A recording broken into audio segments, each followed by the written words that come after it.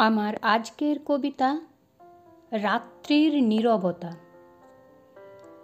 রাত্রি নামে চুপি চুপি আঁধার সঙ্গীতার, তারার দল চোখ মেলে চায় মিটিমিটি দিকে ধরার।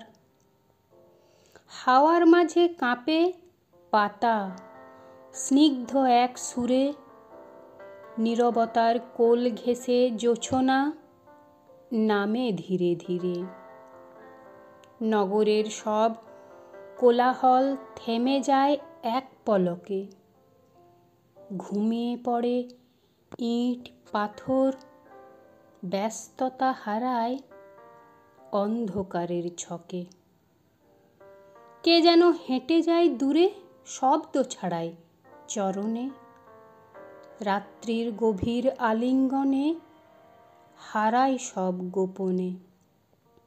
চাঁদের আলো ঝরে পড়ে জানালার ফাঁকে ফাঁকে, একাকিত্বের গান গায় মন স্মৃতির নীরব বাঁকে।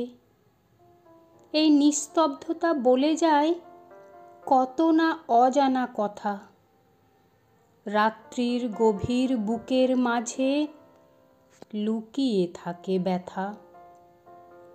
কিন্তু এই নীরবতায় তো শান্তির এক আশা, কোলাহল শেষে পৃথিবী খোঁজে একটু ভালোবাসা। নীরবতা এখানে শব্দ নয়, এ এক অস্তিত্ব, যার হৃৎপিণ্ড নেই কিন্তু ছোঁয়া যায়, যার ভাষা নেই কিন্তু কানে বাজে নিত্য। ঘড়ির কাঁটা টিক টিক করে হাঁটে বটে, কিন্তু বাজে না কানে। এমনকি নিজের শ্বাস প্রশ্বাসও ভুল করে ফেলে। এর আছে কি কিছু অন্য মানে? নমস্কার।